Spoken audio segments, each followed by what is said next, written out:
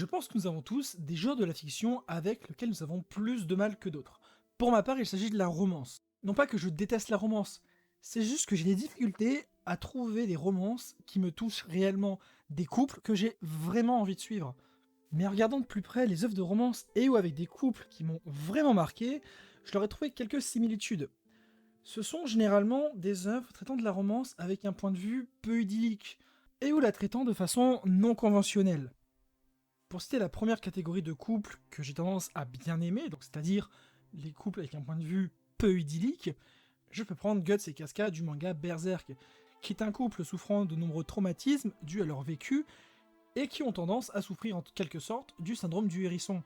Ou je peux prendre aussi le couple Chise-Elias de The Ancient Magus Bride, qui est un couple qui part souvent en vrille à cause de Elias, qui est un personnage ayant toujours vécu en ermite, et du coup qui a beaucoup de mal à se comporter correctement auprès de Chise.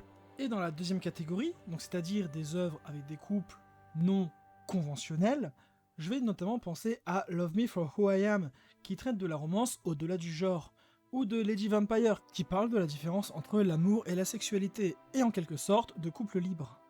Et pourquoi je vous parle de tout ça? Bon, déjà, pour faire du name dropping, j'adore Love Me for Who I Am, et j'adore Lady Vampire. Mais ce sont des œuvres que je ne pense pas traiter un jour en vidéo. Du coup, si je peux les placer là, bah, tant mieux. Allez les lire, ils sont très très bien. Mais surtout que l'œuvre dont je veux vous parler aujourd'hui fait partie de la première catégorie. Aujourd'hui, nous allons parler de couples dysfonctionnels. Aujourd'hui, nous allons parler de Coda.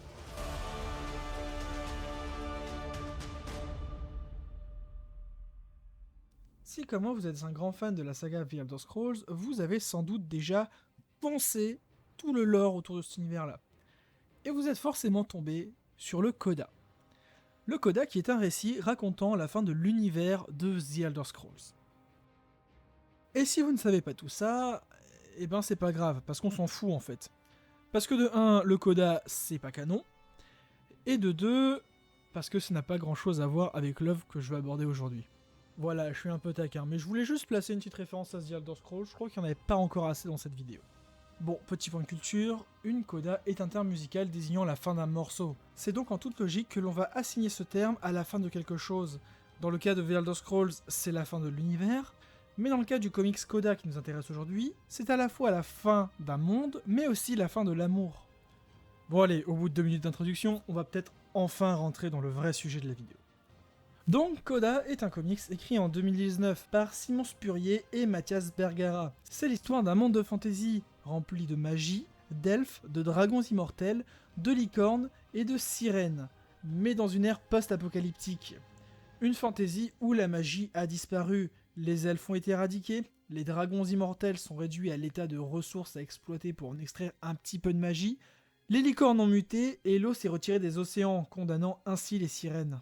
Et dans cet univers de fantasy post-apocalyptique, nous y suivons un barde désabusé et sa fidèle monture dans un voyage pour sauver sa femme.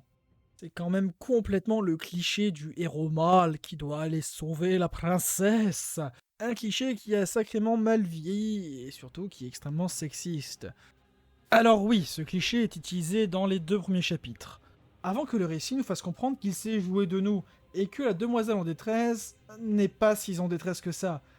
Elle est même plutôt du genre à passer son temps en armure de paladin à botter des culs. Bon, en vrai, le lecteur attentif aura déjà compris en partie cette révélation dès les 2 premiers chapitres. L'histoire laisse énormément d'indices sur cette révélation avant d'enfin nous l'amener. Bon, bref. Et c'est une fois nos 2 tourtereaux réunis que l'histoire commencera vraiment.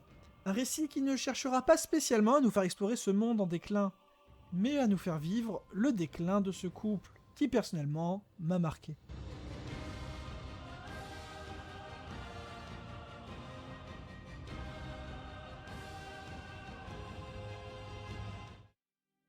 Pour la présentation des personnages, laissez-moi commencer par Serka. Noble guerrière de la race des Hurken, Serka se bat pour la justice, la liberté et se venger de ses anciens maîtres. Mais Serka est aussi une berserker, une guerrière capable de rentrer dans une rage incontrôlable, qui l'emmèneront régulièrement à partir en pèlerinage sur les terres sacrées des berserkers, afin de se purger de ses émotions négatives. Quant à notre barde, il se fait appeler un patronyme qui révèle bien sa loquacité, Et oui, bien que Bard, est un personnage très peu loquace. Enfin, si, mais uniquement avec son journal intime. Serka étant souvent absente, ne pouvant se confier à elle, c'est dans son journal qu'il consignera tout au long de ses journées les pensées qu'il voudrait exprimer à Serka, ainsi que ses réflexions sur le monde. Est un personnage désabusé, il traverse le récit comme un boomer ayant perdu tout intérêt pour la fantaisie de son propre monde. Accompagné de la Carne, sa fidèle Pentacorne, c'est juste une licorne avec 5 cornes et qui balance beaucoup d'insultes, il parcourt le monde tel un Mad Max à la recherche d'un remède pour sauver sa femme de sa condition de berserker.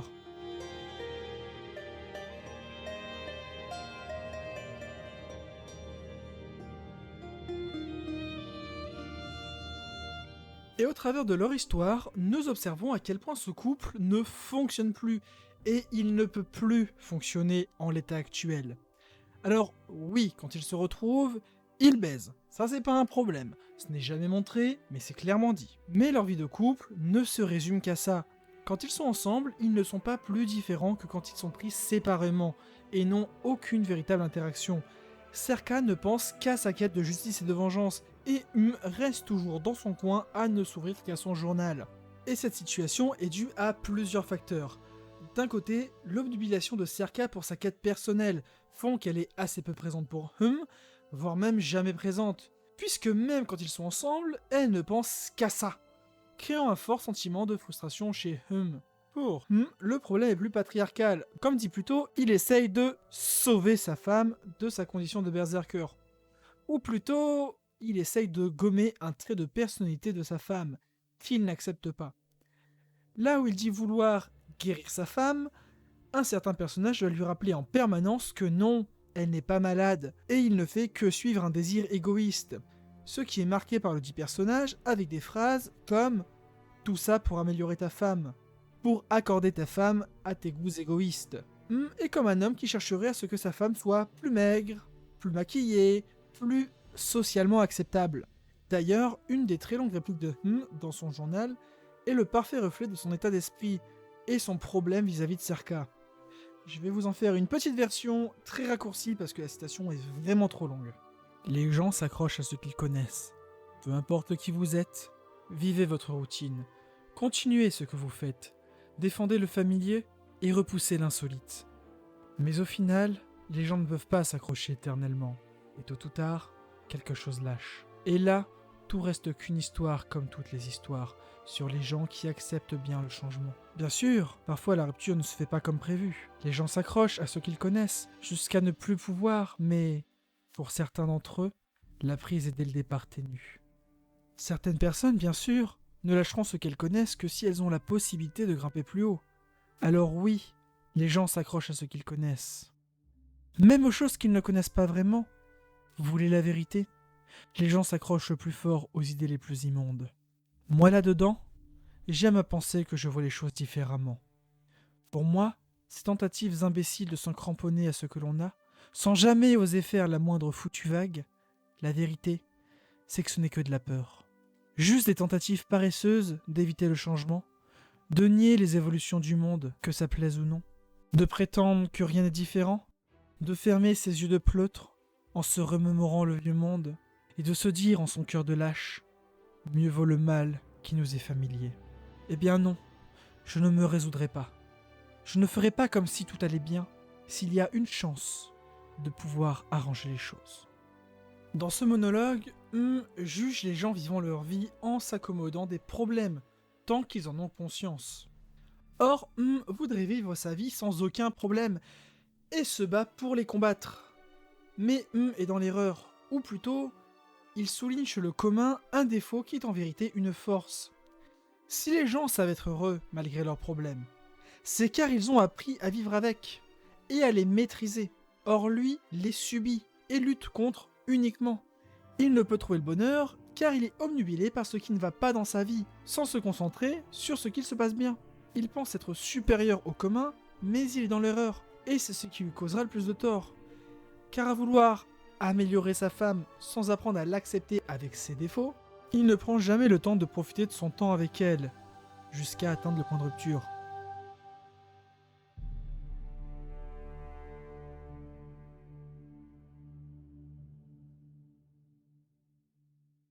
Car oui, le couple va atteindre le point de rupture. La rupture douloureuse mais salvatrice. Celle qui va permettre aux personnages de se recentrer sur leurs problèmes et leur permettre de devenir une meilleure version de eux-mêmes. Car c'est la partie où les deux personnages commencent à faire ce qu'ils auraient dû faire depuis le début pour maintenir leur couple. Être influencés par les meilleurs côtés de l'autre. Et leurs changements progressifs vont être marqués par plein d'éléments. Je pense notamment à qui devient réellement altruiste, là où il était opportuniste avant la rupture. Mais je veux retenir deux passages en particulier. L'un où les alliés de Serka se disputent avant de s'arrêter brutalement en se demandant pourquoi cette dernière ne se met pas à gueuler pour leur dire de fermer leur gueule. Et cette dernière répond avec une tirade introspective digne de Et à l'opposé, un d'habitude désabusé à ce monde de fantaisie, qui déteste les clichés de la noble chevalerie, pleine de quêtes et de paladins, qui se met à scander en plein chaos de la bataille finale « Je crois que j'ai enfin trouvé ma quête ». Comme l'aurait fait Serka, un parallèle entre les personnages montrant que, même s'ils auront pu, au final, ils se sont influencés l'un l'autre, en bien.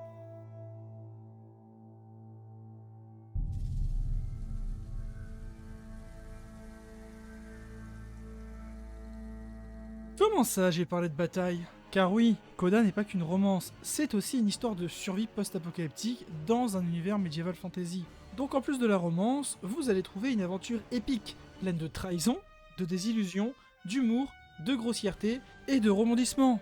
Tout ça dans un monde fascinant qui donne l'impression de n'avoir montré qu'un petit bout de ce qu'il referme. Ça m'a un peu donné la même impression que Gigantomachia, un manga de Kentaro Miura, qui est un manga nous racontant une courte aventure dans un univers qui mériterait d'être beaucoup plus développé, mais qui laisse ça à notre imaginaire.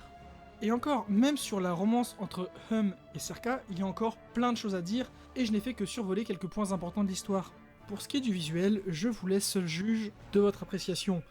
Personnellement, j'ai trouvé ça très coloré, dans un ton assez onirique, qui pour moi colle très très bien à un univers de fantasy comme ça.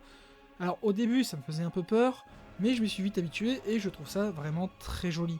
J'ai pu remarquer aussi au fil de ma lecture que les auteurs se sont amusés à jouer avec quelques codes de la BD. Je pense notamment à deux planches en particulier, une dans laquelle les personnages assistent à des pulsations, des espèces de gros booms sur le sol, et les auteurs vont montrer ça par des onomatopées de boom.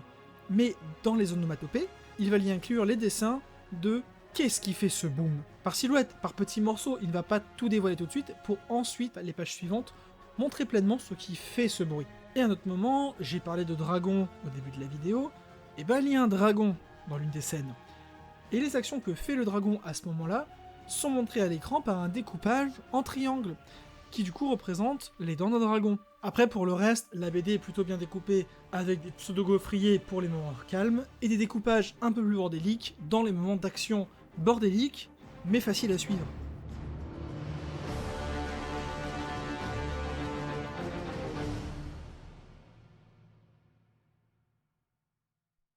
En bref, Coda est un comics que j'ai découvert assez récemment, mais qui a tout de suite pris une place importante pour moi.